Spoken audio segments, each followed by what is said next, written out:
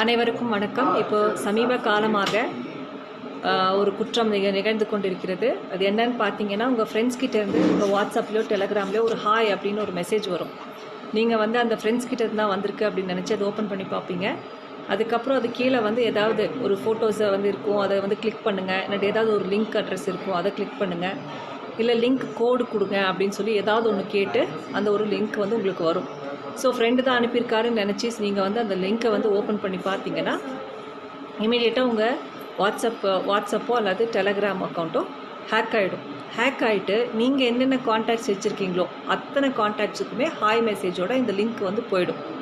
So அந்த உங்களோட friends என்ன நினைப்பாங்கன்னா, நீங்கள் தான் அனுப்பியிருக்கீங்க, உங்கள் ஃபோன்லேருந்து தான் எங்களுக்கு ஹாய் மெசேஜ் வந்திருக்கு, நீங்கள் தான் ஏதோ ஒரு ஃபோட்டோஸ் அனுப்பியிருக்கீங்க, ஏதோ ஒரு விஷயம் அனுப்பியிருக்கீங்க, நம்ம ஓப்பன் பண்ணி பார்க்கலாம் அப்படின்னு நினச்சிட்டு அது ஃப்ரெண்டோட தானே அப்படின்னு நினச்சி அவங்க லிங்க் ஓப்பன் பண்ணுவாங்க. அப்போ யார் வந்து அந்த லிங்க்கை டச் பண்ணுறாங்களோ இமீடியட்டாக அவங்களுடைய வாட்ஸ்அப் அக்கௌண்ட்டோ அல்லது டெலகிராம் அக்கௌண்ட்டோ இமீடியட்டாக ஹேக் ஆகி அவங்க வேறு இந்த ஃப்ராட்ஸ்டரோட கண்ட்ரோலுக்கு அந்த இது போயிடுது, அது சோஷியல் மீடியா போயிடுது.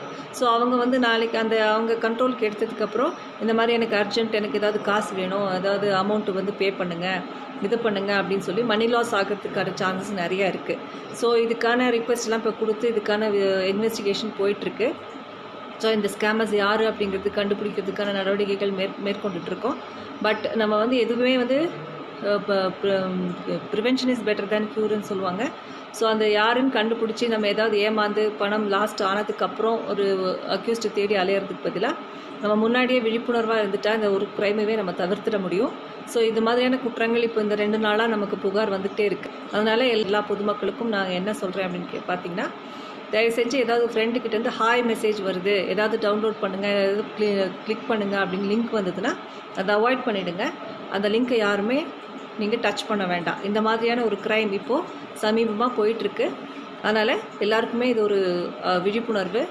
இது வந்து நீங்கள் மட்டும் தெரிஞ்சுட்டு வச்சுட்டு இருக்காதீங்க.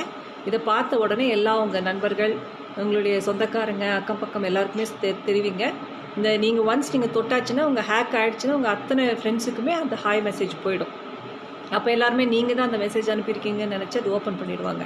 ஸோ அதனால் அப்படி ஹேக் ஆகிடுச்சுன்னா உங்கள் வாட்ஸ்அப்போ அல்லது இன்ஸ்டாகிராமையோ டெலகிராமையோ யாராவது வேறு ஒருத்தர் கண்ட்ரோல் எடுத்துட்டாங்கன்னா அவங்க வந்து எங்களுக்கு வந்து ரொம்ப எமர்ஜென்சி, ஒரு பணம் கொடுங்க, ஒரு இதுக்கு காசு வேணும் அப்படின்னு உங்கள் நண்பர்கிட்ட கேட்டு பணம் பறிப்பதற்கான வாய்ப்புகள் அதிகம் உண்டு. அதனால் இது கொஞ்சம் விழிப்புணர்வாக பார்த்து நடந்துக்கங்கன்னு சொல்லி அந்த சைபர் கிரைம் காவல்துறை நீலகிரி மாவட்ட காவல் கண்காணிப்பாளரின் அறிவுறுத்தின் பேரில் இந்த விழிப்புணர்வு கொடுக்குறோம்.